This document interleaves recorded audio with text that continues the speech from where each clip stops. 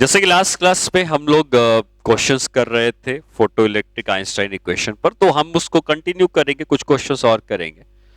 और पहला क्वेश्चन ये है कि a beam of light consist of four wavelength, चार वेवलेंथ हैं, 4000, 4800, 6000 एंड 7000, चार डिफरेंट वेवलेंथ आ रही हैं।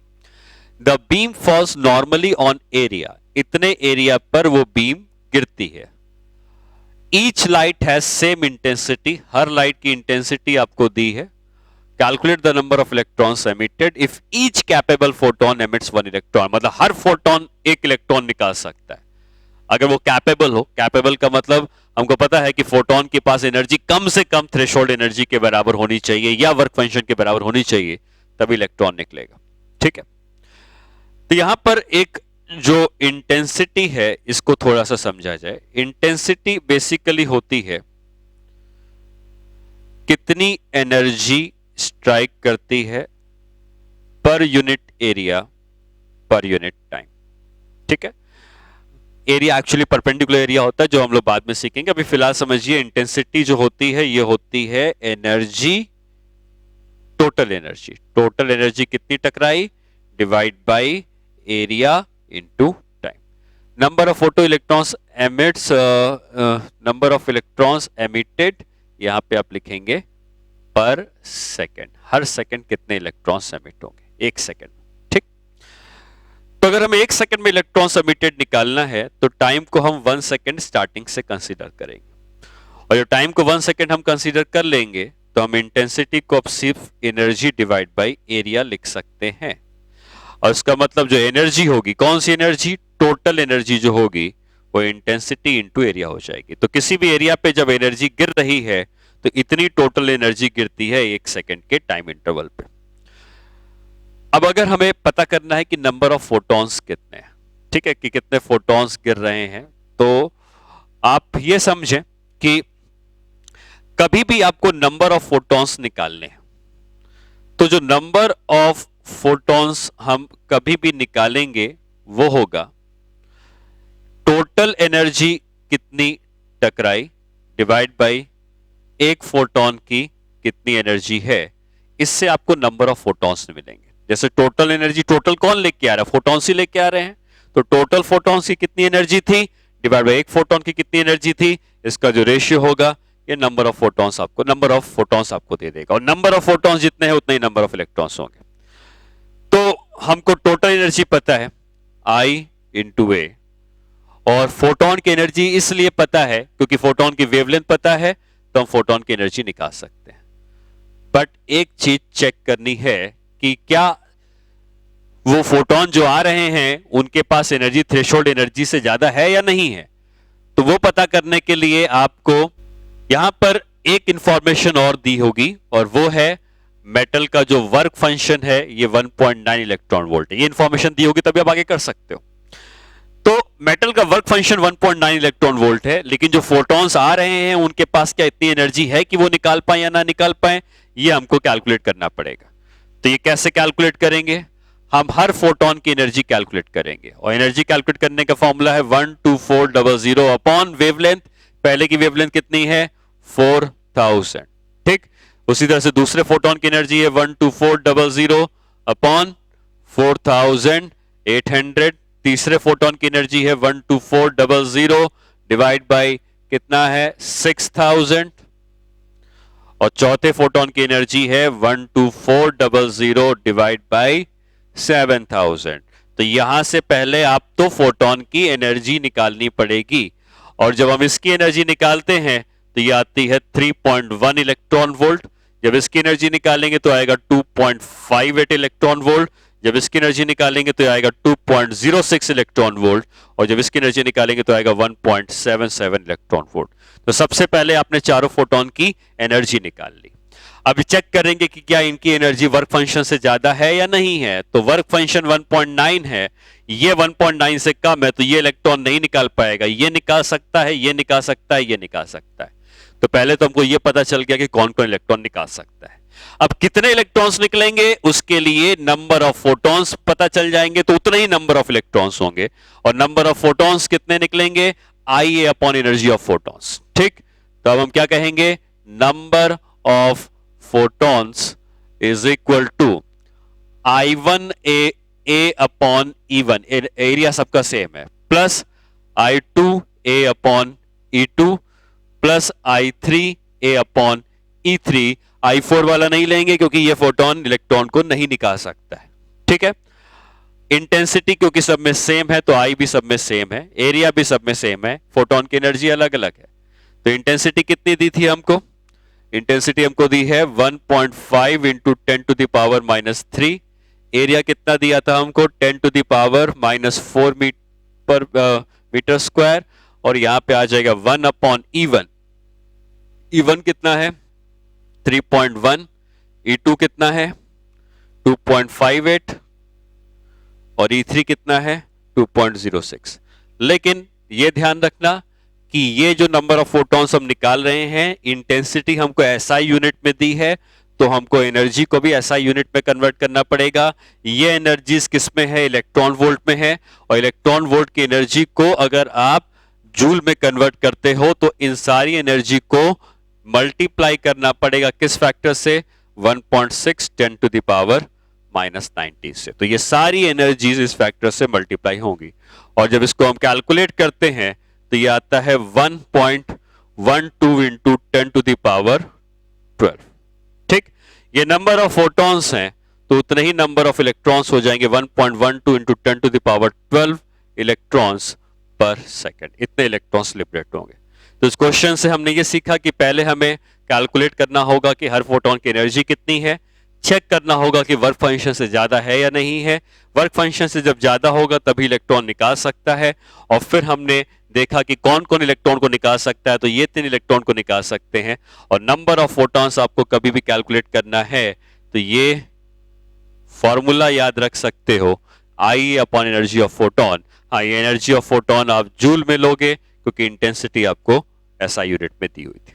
ठीक है, नेक्स्ट क्वेश्चन करते हैं। इसमें लिखा है कि illuminating the surface of certain metal alternately with lambda is equal to 0.35 micrometre and lambda 2 is equal to 0.54 micrometer, it is found that the maximum velocity photoelectrons have ratio 2:1। तो उस metal का work function निकालना है।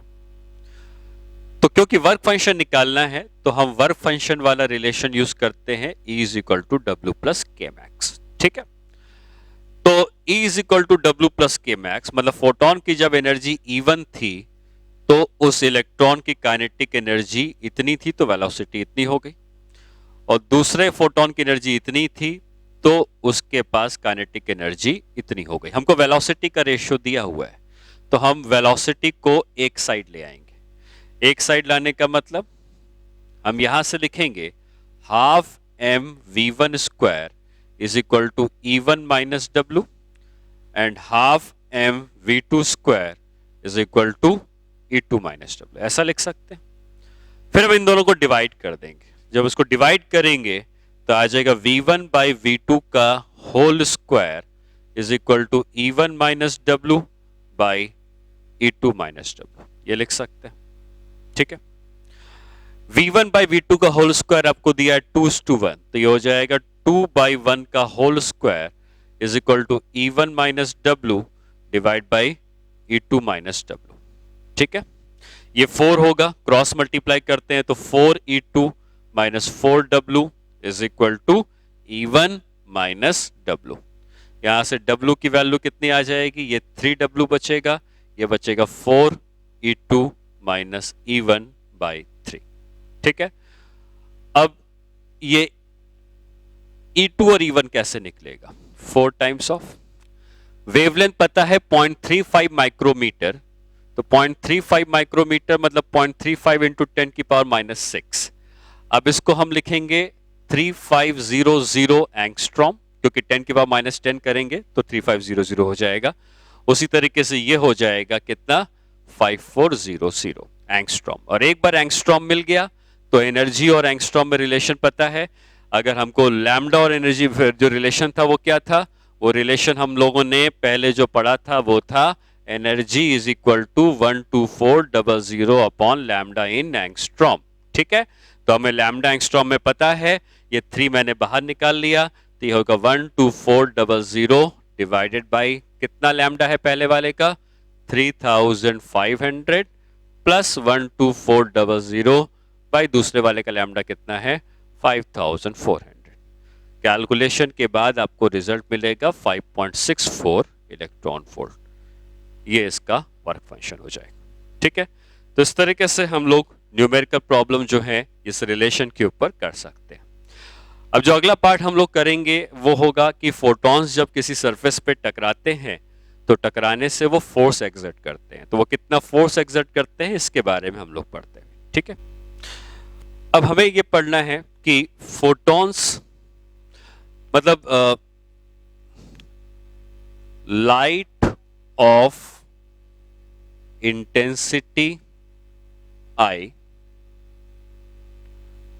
strikes the plate of area A normally. Find the force exerted on the plate.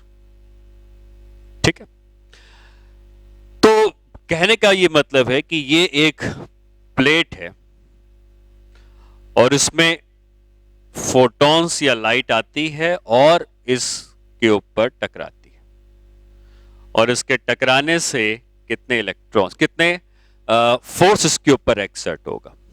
ठीक है, तो इसका area हमको ये दिया है, तो इसमें हम लोग दो डिफरेंट केसेस कंसीडर करेंगे। ठीक है, इनफैक्ट 3 डिफरेंट केसेस होंगे। पहले केस में ये सरफेस परफेक्टली एब्जॉर्बिंग होगी, दूसरे केस में ये सरफेस परफेक्टली रिफ्लेक्टिंग होगी और तीसरे केस में partially absorbing and partially reflecting होगी। ठीक है, तो अगर हम पहला केस कंसीडर करते हैं जिसमें ये सरफेस परफेक्टली एब्जॉर्बिंग है, तो परफेक्टली एब्जॉर्बिंग का मतलब जो भी फोटॉन्स आएंगे वो टकराएंगे और एब्जॉर्ब हो जाएंगे। ठीक है, अब इंटेंसिटी अगर आई की है, हम टाइम को 1 सेकेंड अगर लेते हैं तो अब हमने अभी थोड़ी देर पहले देखा था कि हम एनर्जी को लिख सकते हैं I इंटू ए। ये एक ई कौन सी है? Total energy. ये फॉर्मूला हमने थोड़ी देर पहले निकाला था। अब अगर हमको पता करना है कि नंबर ऑफ फोटॉन्स कितने हैं, तो वो हम निकालते हैं कि टोटल एनर्जी को फोटॉन की एनर्जी से डिवाइड करके निकाल सकते हैं। ठीक है, तो नंबर ऑफ फोटॉन्स जो हो जाएंगे वो हो जाएंगे टोटल कितना है IA और नंबर ऑफ फोटॉन्स कितना है, नंबर ऑफ फोटॉन की जो एनर्जी है वो कितनी है, मान लो hc/λ। ये नंबर ऑफ फोटॉन्स हो गए। अब आपको यह समझना है कि जब फोटॉन किसी सरफेस से टकराएगा तो फोर्स लगाएगा और अगर फोर्स लगाएगा तो कितना फोर्स लग रहा है ये हमको कैलकुलेट करना है।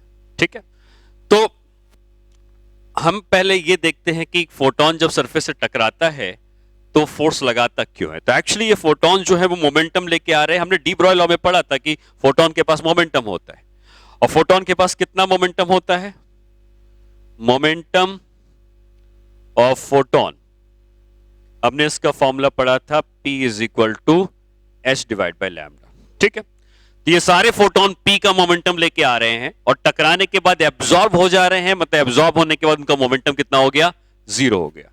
और अगर उनका मोमेंटम 0 हो गया तो अगर मैं पूछूं कि किसी भी फोटॉन का चेंज इन मोमेंटम कितना है, किसी भी फोटॉन का चेंज इन मोमेंटम कितना है, तो पहले मोमेंटम P का था, बाद में मोमेंटम 0 हो गया, तो चेंज इन मोमेंटम कितना हो गया, h/λ के बराबर। ठीक, ये चेंज इन मोमेंटम है। किसका है चेंज इन मोमेंटम, एक सिंगल फोटॉन का।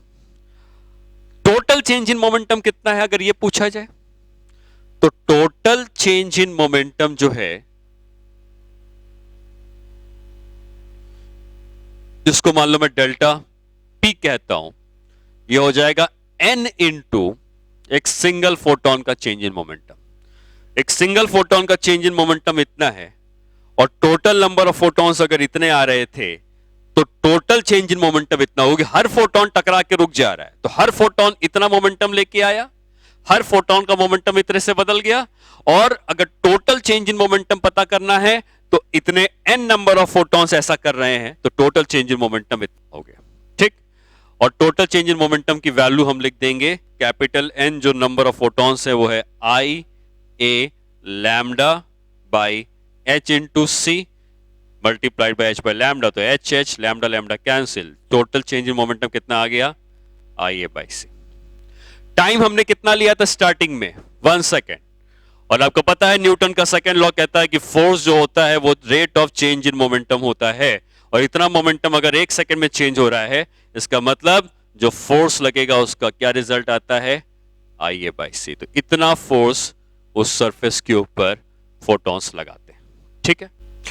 तो अगर परफेक्टली एब्जॉर्बिंग सरफेस होगी तो टोटल फोर्स इतना एक्सर्ट होगा, ठीक है। इसी में अगर ये परफेक्टली एब्जॉर्बिंग की जगह मैं अगर परफेक्टली रिफ्लेक्टिंग कर देता हूं तो चेंजेस कहां आएंगे वो देखना है। एनर्जी वही है, नंबर ऑफ फोटॉन्स वही हैं, ये वही है। अब जो फोटोन अगर ये रिफ्लेक्ट होने लगेगा तो फोटोन जो है वो टकरा के रुकेगा नहीं बल्कि लौट जाएगा, परफेक्टली रिफ्लेक्टिंग सरफेस है। और अगर फोटोन लौटने लगेगा तो इसका जो मोमेंटम का चेंज है वो बदल जाएगा, ठीक है। तो अगर फोटोन P के मोमेंटम से आया और वही P के मोमेंटम से लौट गया, तो अगर मैं आपसे पूछूं कि चेंज इन मोमेंटम कितना है, तो चेंज इन मोमेंटम मोमेंटम में वेक्टर क्वांटिटी है, तो मोमेंटम वेक्टर क्वांटिटी है मतलब ये मोमेंटम पॉजिटिव लेंगे और ये मोमेंटम नेगेटिव लेंगे। तो फाइनल मोमेंटम कितना है +P, माइनस इनिशियल मोमेंटम कितना है -P, तो चेंज इन मोमेंटम कितना है 2P। तो जब फोटोन टकरा के रिफ्लेक्ट हो रहे हैं, परफेक्टली रिफ्लेक्टिंग सरफेस है, तो ये जो मोमेंटम है फोटोन का वो तो इतना ही है, लेकिन जो चेंज इन मोमेंटम है ये इसका 2 टाइम्स होगा, क्योंकि चेंज इन मोमेंटम 2P के बराबर आया है तो change in momentum 2H by lambda हो जाएगा। और change in momentum 2H by lambda होने का मतलब ये जो H बाई लैम्डा लिख रहे हैं यहाँ पे 2 का फैक्टर आ जाएगा, और 2 का फैक्टर आने से यहाँ पे 2 का फैक्टर आ जाएगा, और ये फोर्स जो होगा वो ट्वाइस हो जाएगा। तो बाकी सारी चीजें सेम रहेंगी। परफेक्टली रिफ्लेक्टिंग सरफेस में ये फोर्स 2IA अपॉन सी है, और परफेक्टली एब्जॉर्बिंग सरफेस में ये फोर्स IA बाई सी के बराबर था, ठीक है। अब थर्ड केस कंसीडर करते हैं जिसमें कि वो सरफेस रिफ्लेक्टिंग भी है एंड एब्जॉर्बिंग भी है, मतलब वो सरफेस कुछ फोटॉन्स को रिफ्लेक्ट कर देती है और कुछ फोटोन को एब्जॉर्ब कर लेती है। ये थर्ड केस हो गया, ठीक। ये सेकंड केस था जिसमें परफेक्टली रिफ्लेक्टिंग हमने पढ़ा। तो अगर दोनों कर रही है तो यहां पर हम एक ए का फैक्टर डिफाइन करेंगे जिसको हम कहते हैं एब्जॉर्प्शन कोफिशिएंट, और आर का फैक्टर होगा जिसको हम कहेंगे रिफ्लेक्शन कोफिशिएंट। एब्जॉर्प्शन कोफिशिएंट होता है फोटॉन्स नहीं बल्कि नंबर ऑफ फोटॉन्स एब्जॉर्ब्ड, कितना उस सरफेस ने एब्जॉर्ब कर लिया डिवाइडेड बाय कितने उस सरफेस के ऊपर टोटल टकराए थे, फोटोन स्ट्राइक्स, ठीक है। उसी तरीके से रिफ्लेक्शन कोफिशिएंट होता है कि कितना फोटोन उसने रिफ्लेक्ट कर दिया और कितने फोटोन उससे टकराए थे, ठीक। तो अगर ये एब्जॉर्प्शन कोफिशिएंट है और आर रिफ्लेक्शन कोफिशिएंट है, तो जो फोर्स है वो एब्जॉर्प्शन की वजह से आता था IA by c multiplied by absorption coefficient, और रिफ्लेक्शन की वजह से आता था 2IA by c multiplied by reflection coefficient, ठीक। ये जो कोफिशिएंट्स हैं ए और आर ये हमेशा 1 से कम होंगे, क्योंकि फोटोन जो एब्जॉर्ब हो रहे हैं वो टोटल नंबर से हमेशा कम आएंगे, और जो रिफ्लेक्ट हो रहे हैं वो भी टोटल नंबर से कम आएंगे। लेकिन आपको ये भी पता है कि फोटोन या तो एब्जॉर्ब होंगे या रिफ्लेक्ट होंगे, तो इन दोनों का जो सम होता है ये हमेशा 1 के बराबर होता है। अगर आप इन दोनों को ऐड कर देंगे तो डिनोमिनेटर में तो फोटोन स्ट्राइक आ जाएगा और न्यूमरेटर में आएगा एब्जॉर्ब प्लस रिफ्लेक्ट, तो एब्जॉर्ब और रिफ्लेक्ट मिलके तो टोटल नंबर ऑफ फोटोन ही बन जाएंगे, तो ये प्लस आर की वैल्यू 1 है। तो फोर्स की वैल्यू आप लिख सकते हैं IA by c A plus 2R, और अगर हम a प्लस आर को 1 लिखते हैं तो ये हो जाएगा IA/c 1 प्लस आर, क्योंकि a प्लस आर 1 हो जाएगा। तो partially reflecting and partially absorbing surface के लिए जो फोर्स होगा, इसका रिजल्ट IA/c 1 प्लस आर के इक्वल हो जाता है। ठीक है, अब एक दूसरा केस कंसीडर करेंगे जिसमें जो फोटॉन्स आ रहे हैं सेम इंटेंसिटी के हैं, बट ये फोटॉन्स किसी एंगल पर आकर स्ट्राइक करते हैं, और ये जो एंगल, जिस एंगल पे फोटोन आ रहे हैं, मान लो वो एंगल वर्टिकल से हमको दिया है थीटा के बराबर, इंटेंसिटी वही आएगी। तो एक बात आप ध्यान रखें कि हम जब इंटेंसिटी लिखते हैं that is energy divide by area by time, तो जो एरिया होता है ये हमेशा एनर्जी के फ्लो के परपेंडिकुलर होता है। ठीक है, तो ये एरिया होता है area perpendicular to energy flow. और अगर आपको एनर्जी, ये जो एरिया हमको दिख रहा है, ये एरिया ऑब्वियसली इस एनर्जी फ्लो के परपेंडिकुलर नहीं है, तो आप ऐसे समझ सकते हैं कि फोटॉन्स आ रहे हैं इस तरीके से, एरिया है इस तरीके से, और अगर हम एरिया का कंपोनेंट लेते हैं इस एनर्जी फ्लो के परपेंडिकुलर, तो ये एरिया ए का था, ये एनर्जी ऐसे आ रही है, ये वर्टिकल से एंगल थीटा है, ये 90 माइनस थीटा, ये थीटा हो जाएगा। तो ये जो परपेंडिकुलर एरिया होगा ये ए कॉस थीटा होगा, इसका कंपोनेंट लेंगे। ठीक है, तो जो इंटेंसिटी होगी वो अब लिखी जाएगी energy divided by A cos theta into time. Time को 1 सेकंड ले लेंगे तो इंटेंसिटी हो जाएगी energy divided by A cos theta, और जो एनर्जी होगी जिसको हम टोटल एनर्जी कह रहे हैं, वो टोटल एनर्जी हो जाएगी आई इंटू ए कॉस थीटा। तो अभी तक टोटल एनर्जी आई इंटू ए आती थी, लेकिन अगर फोटॉन्स किसी एंगल पे आ रहे हैं तो total energy I A cos theta हो जाएगी। ठीक है, नंबर ऑफ फोटॉन्स निकालने हैं, तो नंबर ऑफ फोटॉन्स कैसे निकलेंगे? टोटल एनर्जी को डिवाइड कर देंगे एक फोटॉन की एनर्जी से, तो नंबर ऑफ फोटॉन्स हो जाएंगे, टोटल एनर्जी है I A cos theta divided by photon की एनर्जी है एस सी बाय लैम्डा। ये नंबर ऑफ फोटॉन्स हो जाएंगे। पिछले केस में I A divide by S C by lambda आता था, लेकिन किसी एंगल पे आ रहे हैं तो I A cos theta divide by S C by lambda आ जाएगा। ठीक है, अब हम कैलकुलेट करेंगे कि फोटॉन का मोमेंटम क्या है। तो यहां पर मोमेंटम, अच्छा इसमें अब पहला केस कौन सा है? Perfectly absorbing surface. Perfectly absorbing surface है, तो जो मोमेंटम है फोटॉन का वो कितना होता है? h by lambda. और फोटॉन अगर एब्जॉर्ब हो जाएगा तो जो चेंज इन मोमेंटम होगा, चेंज इन मोमेंटम होगा, ये भी h बाई लैम्डा ही होगा, क्योंकि फोटॉन एब्जॉर्ब हो गया। और चेंज इन मोमेंटम अगर इतना है तो अब हम कैलकुलेट करेंगे टोटल चेंज इन मोमेंटम, और टोटल चेंज इन मोमेंटम होगा number of photons into h by lambda. तो टोटल चेंज इन मोमेंटम हो जाएगा, नंबर ऑफ फोटॉन्स कितने हैं यहां पे निकाले गए हैं, I A cos theta into lambda by H C multiplied by h by lambda, h cancel, lambda cancel, तो टोटल चेंज इन मोमेंटम आया है I A cos theta divide by C. और ये चेंज इन मोमेंटम कितने समय में हुआ है? Delta P by delta T अगर करेंगे तो डेल्टा टी हम स्टार्टिंग से ही 1 सेकेंड ले रहे थे, तो फोर्स हो जाएगा आई A cos theta divided by C. ठीक है, तो परफेक्टली एब्जॉर्बिंग के केस में चेंज इन मोमेंटम के यूज करके हम जो फोर्स निकालेंगे वो आई ए कॉस थीटा बाई सी आएगा, और जब परपेंडिकुलर गिर रहे थे तो वो थीटा की वैल्यू 0 हो जाती, अगर परपेंडिकुलर गिरते थीटा 0 हो जाता और फोर्स हो जाता आई ए बाई सी। ठीक है, दूसरा केस क्या होगा? Perfectly reflecting surface. Perfectly reflecting surface में फोटॉन्स जब आएंगे इस तरीके से टकरा कर रिफ्लेक्ट होके इसी डायरेक्शन में लौट जाएंगे, ये एंगल थीटा का होगा तो थीटा के एंगल पर लौट जाएंगे।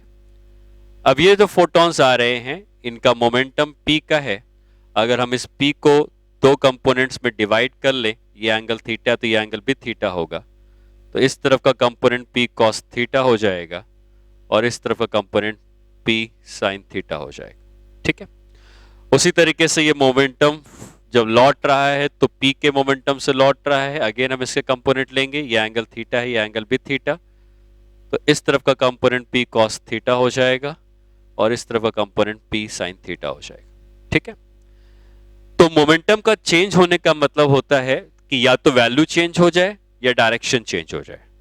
ये जो P sin थीटा आपको दिख रहा है, ये पहले भी राइट में था, बाद में भी राइट में है, तो ये वैल्यू भी सेम रही और डायरेक्शन भी सेम रहा, तो हॉरिजॉन्टल डायरेक्शन में मोमेंटम में कोई चेंज नहीं आएगा।